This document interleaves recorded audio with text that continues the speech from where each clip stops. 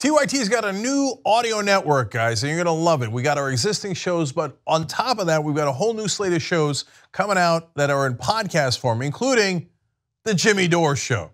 So now nobody does comedy like Jimmy. He is super aggressive and sometimes harsh and often irreverent, but he's gonna give it to you like he sees it. There's no question about that. So you're gonna love this podcast. He's gonna have some of the top comedians and comedy writers on there. So if you wanna check that out along with the entire audio network, go to tyt.com/audio.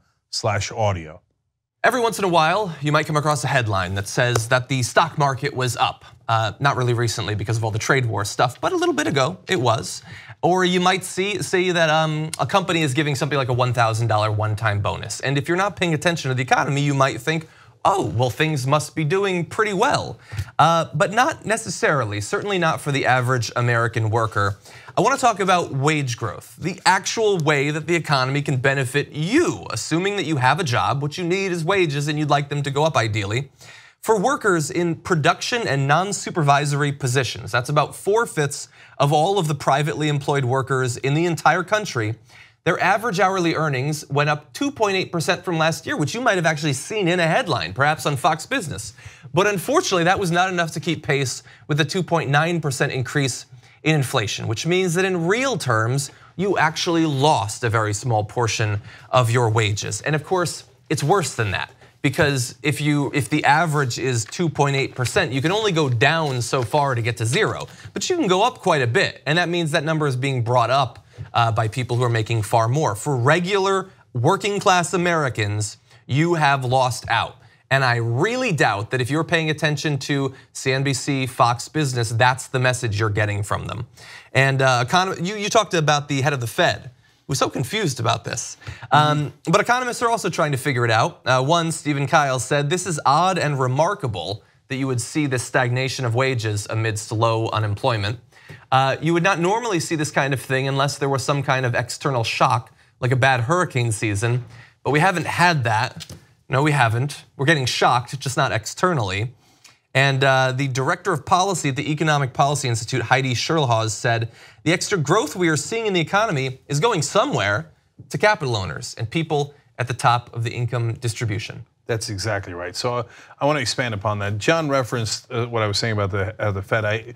We talked about it on Old School last night. That's one of the TYT shows that members get, tyt.com/join to become a member and get that. It was me, John, and Anna. We're mainly having fun telling inappropriate stories, but we also talked about serious issues as well. And in there, the Federal Reserve head was like, I don't get it, man. I thought with the tax cuts that corporations would then give the money to their workers.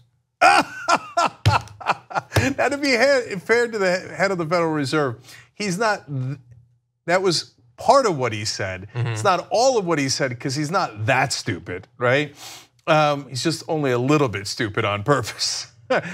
Part of the economic models is, well, look, if you have low unemployment, that means at some point companies are going to start to compete for workers and start to pay them higher and higher wages. But that doesn't happen because, as we talked about on Old School last night, corporations are squeezing all of us. And for good reason, because we wrote it into their code to maximize profit. So they must pay their workers as little as they possibly can so that they maximize profit. So that is what they're doing. So when they got the giant tax cuts, they gave it to themselves. They did stock buybacks, they increased executive pay, but for their workers, they got squeezed and squeezed and squeezed. So right now you're actually losing money. In May of 2016, workers in production and non-supervisory positions, which is 80% of the workforce, were being paid $22.62 on average. It's for all of them, right? For all of America, that is, in my opinion, a terrible wage. We're not talking about minimum wage. We're talking about you taking into account 80% of all workers, right? And now it has dropped in May of this year to $22.59. So we, in essence, lost 3 cents of buying power and wages, et cetera. And so now to the point about, well, it's going somewhere because the economy is doing well. Well, actually, the economy did go up 2% last year. But since you didn't get it in wages, that means that almost all of that 2% went to the very, very top. We can actually demonstrate it. Let's bring up this chart and you're gonna see of all of that money that's flowing into these corporations, and we know it's a lot and it's gonna be far more thanks to the $1.8 trillion the Republicans just gave to corporations. What share of that is the workers' share of all that corporate income? And you can see that it has been higher historically, and it's just trending down and down and down, and there's no sign that it's going to change anytime soon. And also, I wanted to look a little bit more, is we got a comparison of the last couple of years of wage growth. I wanted to see over time what it looks like. And so I tracked this down. Let's bring this up. This goes all the way back to 1984, coincidentally.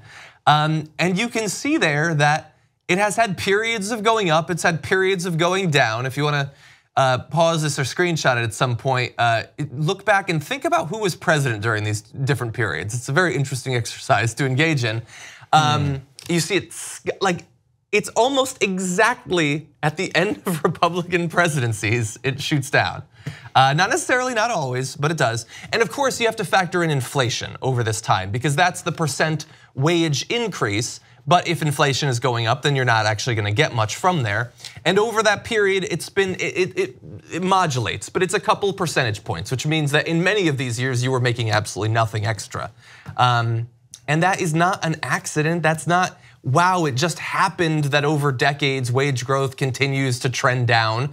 I mean, imagine in 5 years, if we bring this graph back, the next time it falls off the cliff, what's it gonna look like then? What about the next time it falls off the cliff? Can you go into negatives? Yeah. We'll see. As a country, perhaps we'll see. So finally, my favorite graph, number one here, and I say favorite only because of how illustrative it is, not because it's good news, it's terrible news.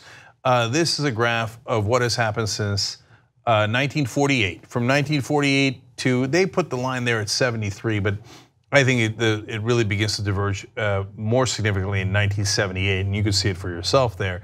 From 48 to 78, we had 30 years of excellent productivity leading to excellent wages. That's the golden years of America. And from 1978 on, excellent productivity continues, but wages flatline. They stagnate, almost no growth at all for the last, what are we looking at? 78 to 2018, so 30 years, right?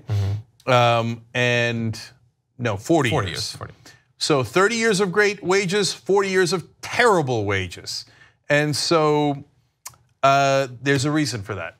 Corporations seized the government and they made sure that minimum wage did not go up. They made sure that they got the benefits of deregulation, corporate tax cuts, and the list goes on and on. So the difference between those two lines is about $12 trillion. So they took $12 trillion of your productivity and put it in their pocket. Yeah. Okay. On average, if our wages had kept up with productivity, each American would be making $17,000 more per year. That is stunning. And in the midst of people on television high-fiving because they all have a lot of money in the stock market. Oh yeah, stock market's doing great, unemployment's down, the economy's fantastic. You know it in your real life and the numbers bear it out. It is not fantastic for the rest of us. Wages are still flatlining and going down when you take inflation into account. So they're not looking out for us. They're looking out for their donors as usual. 2 easy ways to follow the Young Turks. One is hit the subscribe button down below, then you're a TYT subscriber. And second is ring the bell. And when you do that on YouTube, you're notified of our videos.